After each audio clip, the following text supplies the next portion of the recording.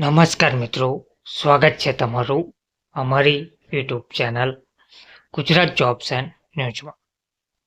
મિત્રો, આંગણવાડી કાર્યકરોને લઈને એક મોટા સમાચાર સામે આવ્યા છે. રાજ્યની આંગણવાડી કાર્યકરો દ્વારા મતદાર યાદીની કામગીરી માટે ફરજ પડાતા વિરોધ જોવા મળી રહ્યો છે. જિલ્લામાં આંગણવાડીમાં ફરજ બજાવતી બહેનોને વધારાની મતદાર યાદી સુધારણાની વધારાની કામગીરી સોંપવામાં આવતા બહેનોમાં રોષ વ્યાપી ગયો છે અને કલેક્ટર કચેરી ખાતે આવેદનપત્ર આપીને BLOની કામગીરીમાંથી મુક્ત કરવા માંગણી કરવામાં આવી છે.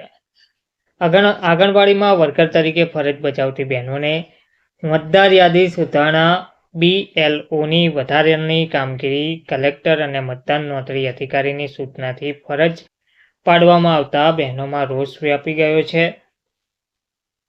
જે બહેનોને BLOની કામગીરી સોંપાઈ છે તે બહેનોએ આજે જામનગર કલેક્ટર કચેરી ખાતે આવેદનપત્ર આપીને BLOની કામગીરીમાં મુક્ત કરવાની માંગણી પણ કરવામાં આવી છે.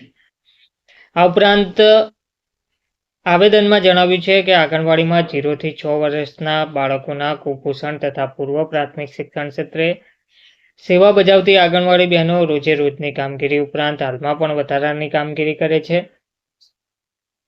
એક તરફ પગારમાં વધારો આપવામાં આવતો નથી, બીજી તરફ વધારાના કામ આપવામાં આવે છે. સરકારના અનેક પ્રકારના મોબાઈલ એપ્લિકેશનથી નિયમ મુજબના કલાકો કરતાં પણ મોડી સાંજ સુધી કામગીરી બજાવે છે. હાલમાં કેન્દ્ર અને રાજ્ય સરકાર અને સ્થાનિક અધિકારીઓ દ્વારા ફરજિયાત રીતે ICDSનું પોષણ આપવા આહાર આપવાનું, મોબાઈલ ડેટા એન્ટ્રી નાખવાનું, PHR વિતરણ કરવાની 100% કામગીરી કરવા માટેનું સતત દબાણ કરવામાં આવી રહ્યું છે.